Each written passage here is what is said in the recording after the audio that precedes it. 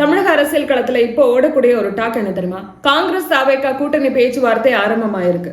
அதிக தொகுதிகள், அதிகாரத்துல பங்கு அப்படின்னு பேச ஆரம்பிச்சிருக்காங்க. தாவேகா காங்கிரஸ்ல இருக்கக்கூடிய முக்கிய நிர்வாகிகள் இந்த கூட்டணி பேச்சுவார்த்தையை தொடங்கியிருக்காங்க. கூட்டணி மாற்றம் நடக்க இருக்கு. இதுதான் இப்ப பேசு பொருளா இருக்கு. 2011 திமுக காங்கிரஸ் ஒதுக்கிய தொகுதிகள் 63, காங்கிரஸ் வென்ற தொகுதி 5. 2016 திமுக காங்கிரஸ்க்கு கொடுத்த தொகுதிகள் 41, வென்ற தொகுதிகள் 8. 2021 திமுக காங்கிரஸ்க்கு கொடுத்த தொகுதிகள் 25. இந்த முறை அதே தொகுதிகள் அல்லது அதை விட குறைவான தொகுதிகளை திமுக கொடுக்கலாம் அப்படிங்கிற பயம் காங்கிரஸ்க்கு இருக்கு. அதனாலதான் முன்கூட்டியே கூடுதல் இடங்கள் அப்படிங்கிற முழக்கத்தை தொடர்ந்து முன்வைக்க தொடங்கியிருக்காங்க. கூடுதல் இடங்களை காங்கிரஸ் கேட்கறது வழக்கம் தான். ஆனா இந்த முறை அவங்களுடைய குரல் இன்னும் அதிகமா ஒழிக்க ஆரம்பிச்சிருக்கு. ரொம்ப நாளா கேக்குது. அதுக்கு முக்கியமான காரணம் தாவேகா. 2021 சட்டமன்ற தேர்தல் அப்ப திமுக காங்கிரஸ் கூட்டணி பேச்சுவார்த்தையின் போது 54 அப்படிங்கிற எண்ணிக்கையில இருந்து பேச ஆரம்பிச்சது காங்கிரஸ். அதே சமயம் திமுக 18 தொகுதிகள்ல இருந்து தங்களுடைய பேச்சுவார்த்தையை ஆரம்பிச்சாங்க. ஆனா காங்கிரஸ் தரப்புல குறைந்தது எங்களுக்கு 30 தொகுதிகளாவது கொடுங்க. ஏன்னா போன முறை 2016 41 தொகுதிகள் கொடுத்தீங்க.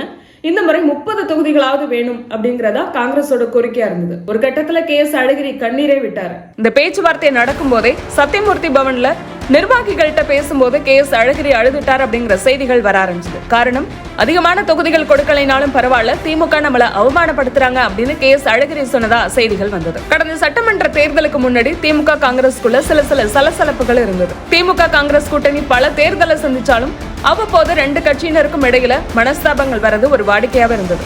அதுலயும் குறிப்பா கடந்த சட்டமன்ற தேர்தலுக்கு முன்னாடி திமுக சீனியர்கள் பேசின விஷயம் 2021 சட்டமன்ற தேர்தல காங்கிரஸ் திமுக கூட்டணி நீடிக்குமா அப்படிங்கிற கேள்வியையும் ஒரு பக்கம் எழுப்பினது. காங்கிரஸ்க்கு இன்னும் எவ்வளவு காலம் தான் பல்லக்கு தூக்குறது அப்படின்னு KN நேரு கடந்த சட்டமன்ற தேர்தலுக்கு முன்னாடி பேசினாரு. அதே போல காங்கிரஸ் வெளியேறினா எங்களுக்கு எந்த இழப்பும் இல்ல அப்படின்னு துரைமுருகன் பேசினார். இது போன்ற பேச்சுக்கள் 2021 சட்டமன்ற தேர்தல திமுக காங்கிரஸ் கூட்டணி நீடிக்குமா அப்படிங்கிற கேள்வியை எழுப்பினது.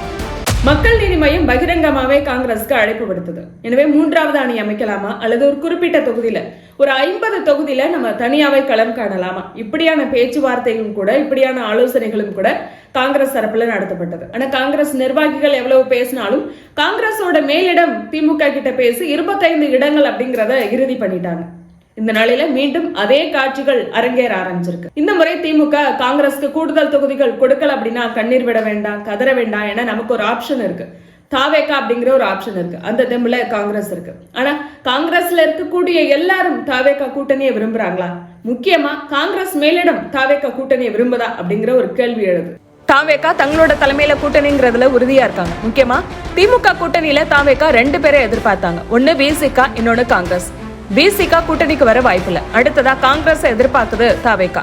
60 இடங்கள், அதிகாரத்துல பங்கு அப்படிங்கிற பேச்சுவார்த்தை தாவேகா தரப்புல ஆரம்பிக்கப்பட்டிருக்கிறதாவும் 2 கட்சியிலும் இருக்கக்கூடிய முக்கிய நிர்வாகிகள் மூலமா இவங்க பேச ஆரம்பிச்சதாகவும் செய்திகள் வருது. சமீப நாட்களா தமிழக காங்கிரஸ்ல இருக்கக்கூடிய சில தலைவர்கள் தாவேகாவுக்கு ஆதரவாகும், முக்கியமா கரூர் விவகாரத்திற்கு விஜய் மட்டும் காரணம் கிடையாது என்பன போன்ற கருத்துக்களை பதிவு பண்ணிட்டு வராங்க.